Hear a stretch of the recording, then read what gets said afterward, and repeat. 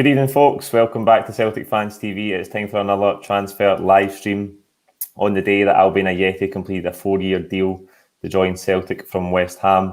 Joining me tonight is Callum, and all the way from Canada, it's making a Celtic Fans TV debut. It's Chris. How you doing? Doing well, mate. Thanks very much for having me on. Not a problem. Boys, this has been a tough week after the performance at Kilmarnock and then the fallout with the ball and goalie stuff. But Callum, today, good news that Albian Ajeti's joined for £5 million permanently from West Ham. We thought it was going to be a loan deal all the way through the speculation, but he's joined permanently, and I think it's a statement of intent for the club. Definitely. I think it's been going on for about 2 weeks. We've heard about Albian Ajeti. Kind of, is he coming? Neil Lennon maybe had to convince him, but it was someone that I thought was a striker that could suit Celtic down to a T. I think we need the 3-5-2. So I think he could suit that role. I don't know if he's coming in to maybe cover obviously Bio that's just departed to Toulouse. But his goal record at Basel in Switzerland was very, very impressive. I think he made 58 appearances and scored 29 goals over 2 seasons with Basel. His West Ham career, he only got 9 appearances, and I think like 8 of them were for the bench. So he never really got a fair crack of the whip when he was in London. But I think it's a very good signing, and I think it shows intent from the board that they've actually went and spent the money rather than take him on loan. Originally, that was the plan, but I think they might think that he could be even better after this season. He gets in his legs, and West Ham might also want a bit more money then down the line. So I think Celtic have made a bit of smart business here. He's only 24 years of age as well, so he's got a lot to improve in as well. So, a good signing. Yeah, I think it's a really good sign. I think he's a great age. He's played at a good level before. I expect him to score goals at this level. Chris, as Callum said there, recorded about 1 and 2 at Basel. Obviously a tough year at West Ham, but from what you've seen of him, and it's probably just the obligatory YouTube clips that we've all seen, what do you make of him? Yeah, like looking at some of the clips that you can find from his Basel days, he's got a really good first touch. He's strong on the ball. He's a very determined player, so I think he'll fit really nicely into Lennon's team. I think the other big thing is, for me personally, I think he's here to go into the starting lineup, and I have to agree with Callum. Like Lee Griffiths, I don't know what's going to happen with Lee, but he's worked himself probably out of the team right now with Bio going on loan and maybe Klamala not being a proven product.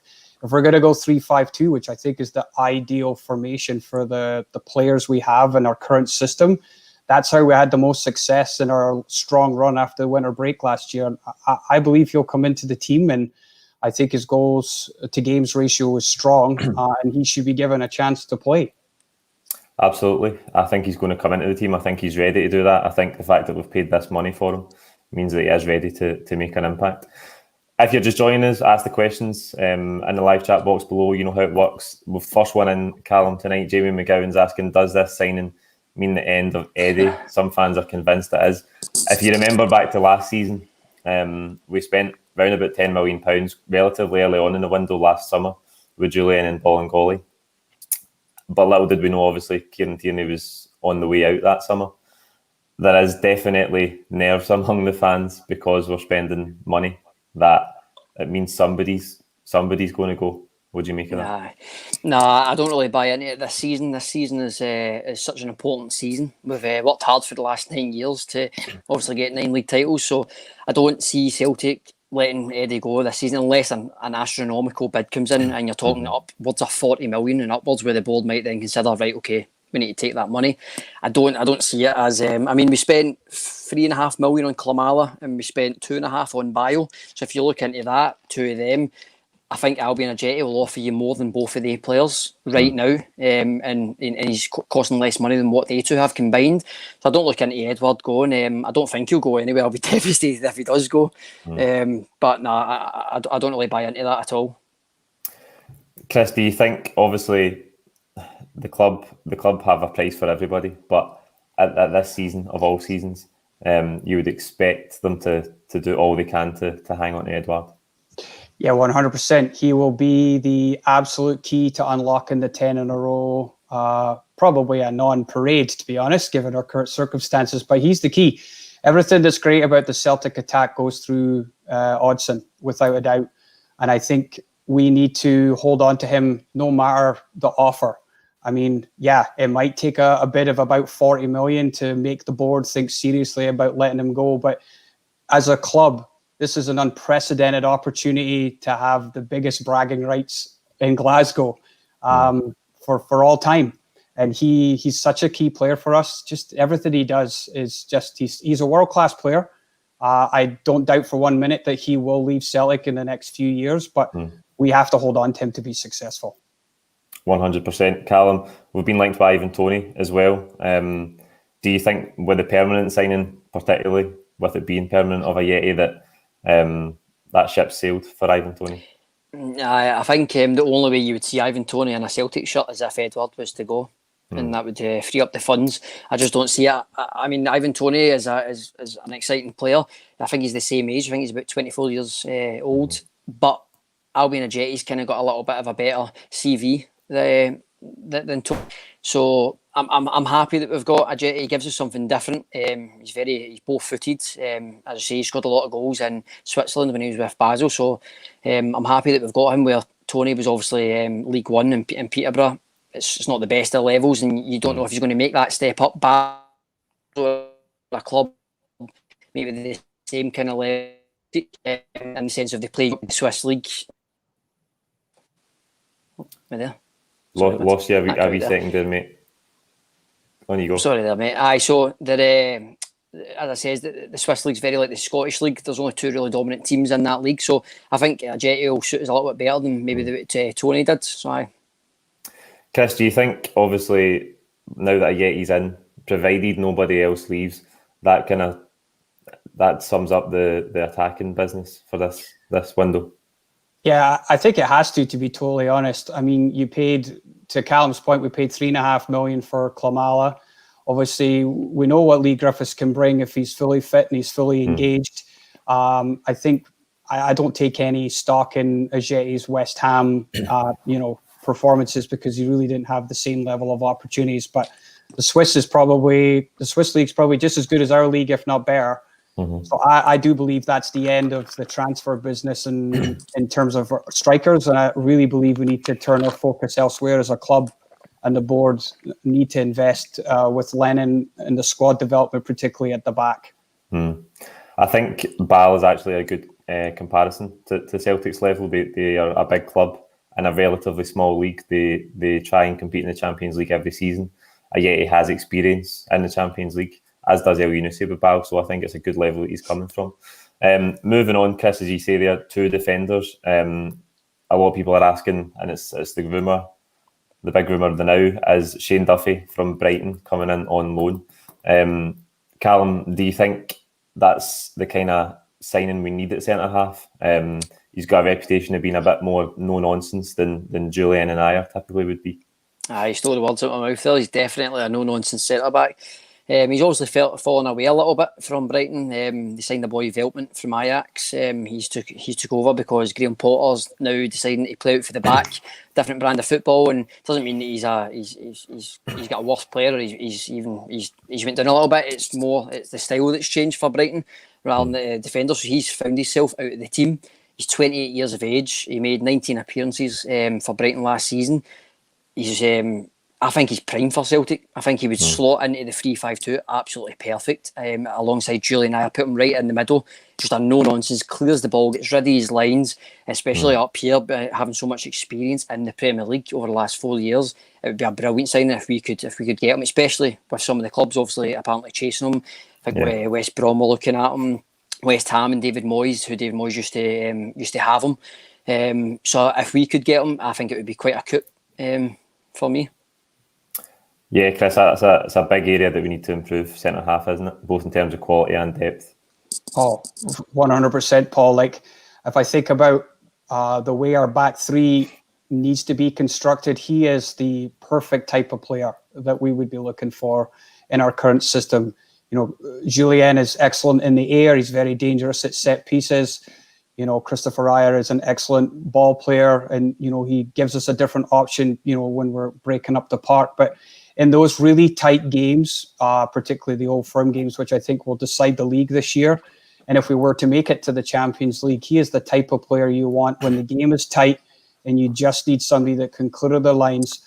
I also think the other thing he brings with his international experience with Republic of Ireland is he will be a real presence and a real leadership role at the back there. And I think his communication would be kind of paramount to really help in the back three. Also think it gives us the flexibility to move Hatem to right wing back. As much as I enjoy Frimpong, I think he's a really good player. Injury prone, yes, but if he could stay healthy, and then you've got El Yunusi on the left, that gives us so much flexibility in the middle of the park with that remaining kind of triangle. Then you go to that 3-5-2, would make us a really dangerous proposition for the remainder of the year if we could get somebody like Shane Duffy. Yeah, I think having another centre-half in there like Shane Duffy would, again, like the same as Ajeti further up the pitch, would give us a lot more freedom to go back to playing in that 3-5-2, and I think that's what a lot of us want to see. Callum, I think it goes without saying that Shane Duffy is of a Celtic mindset as well. I think we've seen a few videos on Twitter and stuff, so someone like that, I mean, that doesn't go amiss, particularly in a season like this. No, it's even like when you had obviously like Kieran Tierney, he just plays for the club. He's just passionate, and I think obviously with Shane Duffy being a Celtic fan, I think most of us have all seen that video in the pub in Derry. Everybody's taking their tops off, singing his name, and he just loves it. And that's just a wee glimmer of taste of what he would get if he was to come up here, north of the border, and come and experience it. And for such a massive, massive season ahead, he could be part of that team that could possibly win 10 in a row. He would never be forgotten. So for him, it's just a big coup for us as it is for him, I see. To come on loan, that's what the rumour is, to come on loan for a season. I mean, at 28, you're getting him nearly at his prime. So it's a win-win for both parties. So I'm really looking forward to if Celtic can push this one over the line. 100%. I think there's legs in it as well. I think we might get him. Chris, where else? Obviously, we've had a bit of a scandal at left back this week off the pitch. Without going over any of that, do you think we need someone else in there? It's a great question, Paul. I'm personally, I could see the benefit of having some cover at the left of our defence. But if we're going to a 3-5-2, do you really think that Greg Taylor is going to play ahead of Moy El Yunusi in that 3-5-2 system? So then does Greg Taylor not really become the cover for Moy? I guess that's my question I ask myself as a Celtic fan. Don't get me wrong, competition for places in a season like this is paramount, because whoever those first 11 names on the team sheet are, we have to win every game. That's the priority for this season, is win every game, because the more games we win, better chance we have of being 10 in a row champions. So I don't doubt for 1 second Bolingoli part of me will not wear a Celtic jersey again. That's a fact, I think. The question of another left back would be great, but I think the priority has to be a centre back, and a strong centre back that has a presence back there. Yeah, Callum, even before this happened with Bolly, we were getting linked with some left backs. Obviously, David Colina for Hajduk Split was one that's mentioned at the start of August. It's kind of gone quiet now. But where do you stand? Do you think with Taylor, and obviously presuming that Bolingoli won't play for Celtic again, do you think we need somebody else in there? See, I'm maybe a little bit different to Chris. I think we do, because the season is 60, 70 games long. And if Greg Taylor was to get injured in some of the harder games, whether that's in the league format or if it's in Europe, sometimes we drop back to a 4. And if you have nobody to cover at left back. So David Colina was one that we were looking at, as you said, from Hajduk Split. I think they were maybe talking about £2.5 million to get him. For me, that's who I would like Celtic to go and push the boat. I've heard a little bit of Aaron Hickey from Hearts. I just don't think he's ready yet to come in. I wouldn't like to see him come in. So if I had my choice, it would be the boy from Hajduk Split, definitely. Yeah, John McFarlane's asking there about Aaron Hickey. There's actually been a few comments about him. He's been linked with a lot of clubs, and he's linked to us time and time again. Chris, do you think, obviously I've said with Ajeti, that might be the attacking business done this window. I think he can play from the right-hand side, and again, it comes back to that debate about the formation. If we're going to go to 3-5-2 more often than not, then maybe the right-hand side isn't as big a priority for us. But there's a lot of people wanting a challenge for James Forrest, and I think that's something that is good for James Forrest because it raises his level. Yeah, Look, I know he's such a divisive player, isn't he, James Forrest? Like, Absolutely. he's a tremendous football player. He's been an incredible servant to Celtic. But I do agree that he needs some competition in terms of pushing him because, let's be honest, over the last 5 or 6 years, if he's fit, he's in the team, one of the first names on the team sheet. I said to you privately, Karamoko Dembele is probably almost certainly a player for the future. But if Ajeti has the flexibility to play outright, does that give us some other flexibility in the middle of the park where maybe we could play in Cham and Christie if Ajeti is more out in a flowing role? Those are some of the key things that Lennon will be able to do now, having those kind of players at his disposal. I mean, to sign somebody who's an out-and-out right winger would undoubtedly bring some competition for Jamesy, but you can't knock his contribution to Celtic over the last 10 years. You just can't. No, you're right. You can't. Callum, Chris is right. He is so divisive. I did criticise him last week after the Kilmarnock game pretty heavily. Some people think that I was scapegoating him, but I just think that it's because he's a good player and it's because we know the quality he's got in some of these games. Now that he's a senior player, he's at the peak of his powers. The peak of his physical powers is 28, 29. And I just want to see him take games by the scruff of the neck more often. Callum, the thing that doesn't go away every summer, it seems, is get Patrick Roberts back. There's, every time we do one of these videos, there's about 10 people in the comments saying we should bring Patrick Roberts back. What would you make of that one? For me, that ship sailed. It's gone. Every season we see it. Every January, every summer, it's like, stop. Let's move on. Fantastic player when we had him, but he's moved on. We should move on. You can clearly see that. For me, I think we need somebody to push James Forrest. That is when James Forrest you get the best out of him. Why he's such a decisive player is because of he's got nobody pushing him. So as you're saying, you had to go at him last week where Chris says you can't complain with his numbers and his stats that he brings up. But that's why if he has somebody pushing him, then it makes him better. He knows that he's playing on that right-hand side every single week, week in, week out. And that is why you get performances of 50% to 90%. And that's why you drop him. That's why he's decisive. Because some people look at him and say, why do you do it one week and you don't offer it the next? Simply down to he has nobody pushing him. It's probably the only position, and maybe up front right now, that both people know they're going to start. Eddie knows he's going to start, but he's brilliant. And and Forrest can be brilliant, but sometimes I think he needs the push. So for me, we definitely need to get another person in there to just push him and to really keep him on his toes and get the performances 80% every single week, because that's when we see the best of Forrest, when he's at that level. Absolutely. I totally agree with what you said there, mate. Do you think, Chris, Bio's obviously gone out now, and we've lost Jozo and Johnny Hayes and Craig Gordon much earlier in the window. Do you see anybody else leaving? That's a great question. I mean, there's been rumours of Cham potentially leaving earlier, mainly paper rumours, nothing I think of any real substance. But I have to tell you, he is a quality player.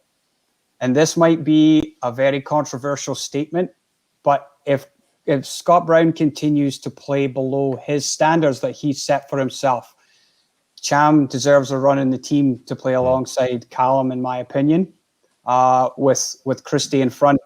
You could make a case for Tom Rogic potentially leaving, but I don't know if any player wants to leave the club right now, given what we're on the verge of. So it's could be a bit of a fire sale next year. But that to me is the biggest position that will be interesting to watch. Will be the midfield. Is it going to be a combination of Brown, McGregor, Christie? Is it going to be Brown, McGregor, Rogic? Is it going to be McGregor and Cham, Christie? I am very curious to see how much of a leash Lennon gives them, to be totally honest, over the next few games, because going into next weekend, we could be 11 points behind Rangers, just the way the fixtures are. So every game is going to matter. Callum, I touched on it at the top of the show that spending money early in the window has triggered some anxiety for some people. Do you see anybody, Ayer and Cham, do you see anybody maybe leaving? That's a good question. No, the answer is I don't know. I mean, I think Neil Lennon, if you were to sit him down, would say nobody's leaving. But if the money comes in, we know what the board's like. The board accept when the price is right. We know that. It doesn't matter if we're going for 10. It just means, have we got somebody replaced to step in for quality? If you're letting that type of quality go, you have to replace it. With this season, with the amount of games you're forcing in, you have to get some serious quality back in. That's for me why, from last season having Yozo and he's left, for me getting Shane Duffy is even better quality. That's somebody that's going to push right into that back line, and somebody that we know will play week in, week out. And it puts Ayer and Julian, if we play 4 at the back, it puts them 2 under pressure because they realise, well, right, I'm not going to play every week. So when you're losing quality, maybe can Encham, if 20 million or whatever comes in for them, Celtic have to replace it with quality, because you're only 1 injury away for that position from then looking and being weak on that position, where I think our strongest part is the midfield. If you were to then sell Encham, not replace him, and then get Christie injured, straight away, you're left with Callum and Brown, and then you've only got Rogic that right now, it mystifies me. Where is he? He doesn't seem to be making them start. So right now, if we were to let one go, we have to bring in quality. It cannot be a prodigy. It can't be a youngster. It has to be somebody that is a like-for-like player and can step in. So for me, I don't see them going unless the board see the valuation met, and then hopefully they've got somebody in to replace. But for me, I'd keep the squad as it is and just strengthen where we need. Shane Duffy's a great signing. I think another left back, maybe another right mid, and I think we're looking stronger than what we were last season. But we need these players in, and they need to settle. Yeah. Chris, I want to end on I don't want to speak too soon, but I want to end on a very positive by praising the club, because often they take too long to get transfer business done. And when they do it, one thing that I'm often critical of is that they don't do it in the right markets. I would much rather see us pay £5 or £6 million for a player than buy 2 players at 2-3 million. And I think the deals for Barkas and Ajeti are a very, very good start. Oh, I wholeheartedly agree. Before I came on today, I actually did some quick math. So between the sale of Tierney, Dembele, and the money we got from the Van Dijk sale on, the club made £52.5 million. They've subsequently invested about £30 million of that over the last year and a half to 2 years. So some people might say it's still not enough, but I agree with you. The last time we paid £6 million, £5 million for players beyond Julien and so on was going back to the early 2000s, where we paid £6 million for Sutton, £6 million for Hartson, £4 million for Thompson, and I think £4 million for Lennon. Like, when was the last time Celtic spent close to £20 million on players? I mean, we could get to that if we sign Duffy on a permanent deal. It's probably going to take £6-7 million to do it. I think it's good. I think the signs are good. I think these deals, as I say, they're the right market that the club should be shot them in, and we've got them done relatively early, given that the window is going to be open till October. Let's hope that positivity continues. That is all we've got time for tonight. Like the video, comment with your own thoughts below. Please don't forget to subscribe if you haven't already, and we'll see you next week for the build up to Reykjavik. Thank you.